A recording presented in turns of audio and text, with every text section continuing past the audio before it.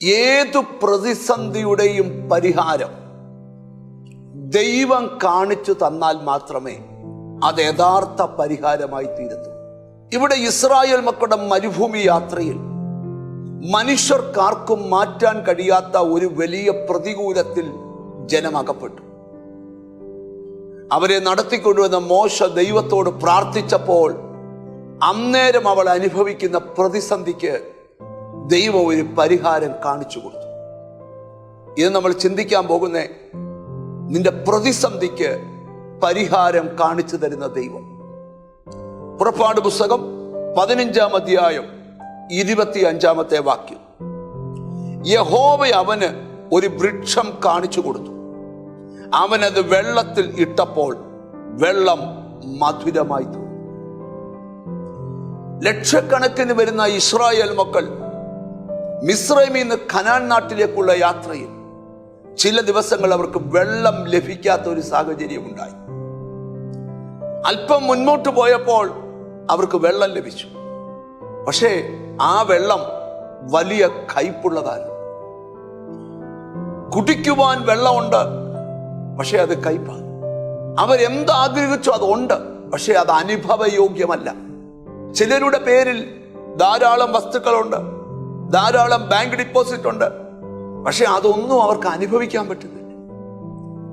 ചിലരുടെ മേൽ ധാരാളം കൃപാവരങ്ങൾ ഇരിപ്പുണ്ട്, പക്ഷെ അതൊന്നും അവരുടെ ആത്മീക ജീവിതത്തിൽ അനുഭവിക്കാൻ പറ്റുന്നില്ല. മറ്റൊരു തരത്തിലൂടെ ദുഷ്ടശക്തികൾ അവരെ കൊണ്ടുപോകാൻ ശ്രമിക്കുക.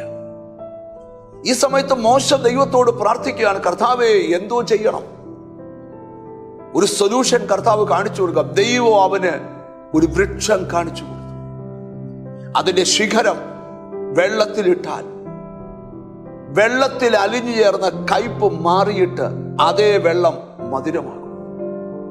മോശയ്ക്ക് കാണിച്ചു കൊടുത്ത വൃക്ഷം ആരാണ്? 2000 വർഷം മുമ്പ് കാൽവറിയിൽ ഉയർത്തി നിൽക്കുന്ന ഒരു വൃക്ഷം, അത് യേശുക്രിസ്തു എന്ന വൃക്ഷമാണ്. ആ വൃക്ഷം ജീവിതമാകുന്ന കയ്പിനകത്ത് വീണപ്പോൾ ജീവിതം മധുരിക്കുവാൻ തുടങ്ങി. സ്നേഹിത, ആർക്കും മാറ്റാൻ പറ്റാത്ത കയ്പ് മാറ്റാൻ കഴിയുന്ന ഒരു വൃക്ഷത്തെ ഞാൻ കാണിച്ചു തരാം. അത് യേശുക്രിസ്തുവാണ്.